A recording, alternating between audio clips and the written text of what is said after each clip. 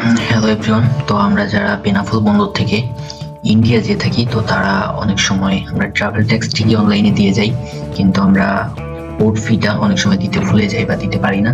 তো তার জন্য ওখানে যাওয়ার একটা হ্যাসেল পাওয়া লাগে, লাইনে দাঁড়িয়ে আবার পোর্ট ফিটা দিতে হয়, বন্দর ফি যেটা আছে। তো আজকে আমরা দেখবো কিভাবে পোর্ট ফিটাও আমরা বাড়ি থেকে অনলাইনে পেমেন্ট করতে পারবো।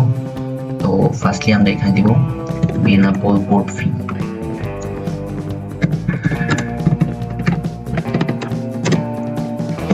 যে বাংলাদেশ ল্যান্ড পোর্ট অথরিটি যে ওয়েবসাইটটি আছে, এখান থেকে আমরা যাব। দেন এখানে দিব প্যাসেঞ্জার নেম যেটা আছে। তো আমরা অবশ্যই এটা সবসময় পাসপোর্ট দেখে হুবহু দেওয়ার চেষ্টা করব, দিব আর কি, তা নাহলে আর কি এটা এখানে অ্যাকসেপ্টেড হবে না। তো আমরা এখানে দিব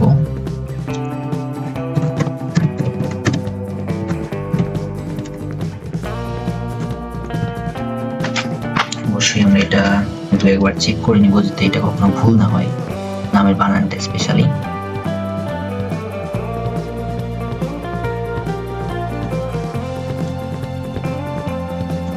দেন এখানে আমরা ফোন নম্বর দিয়ে দিব।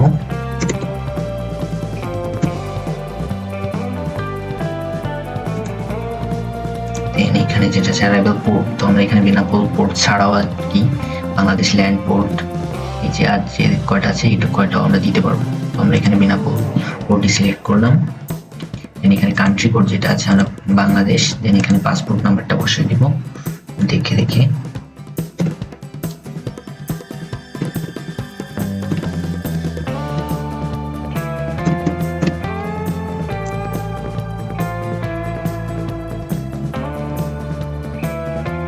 দেন আমরা এখানে ডিপার্চার ডেট দিব যে আমরা কবে যেতে চাই। ওইটা 1-2 দিন আগ পাস হলেও খুব একটা সমস্যা হয় না, তবে চেষ্টা করা উচিত যাতে এটা একদম অ্যাকুরেটই থাকে। তো তারপর আমরা এখানে পেমেন্ট কোন মেথডে দিব সেটা আমরা সিলেক্ট করব। তো দেখতে পাচ্ছেন এখানে ফ্যাসিলিটি চার্জ কাটছে 47 টাকা, দেন ভ্যাট 7 টাকা, তো টোটাল 57 টাকা। সো আমি এখানে বিকাশ সিলেক্ট করে পে দিলাম। এখানে আমরা বিকাশ অ্যাকাউন্ট নাম্বারটা দিব।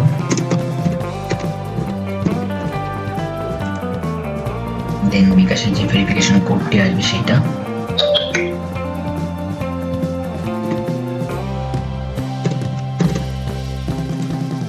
দেন আমরা এখানে বিকাশের পিনটা দিয়ে দেব। ব্যাস, পেমেন্ট হয়ে যাবে।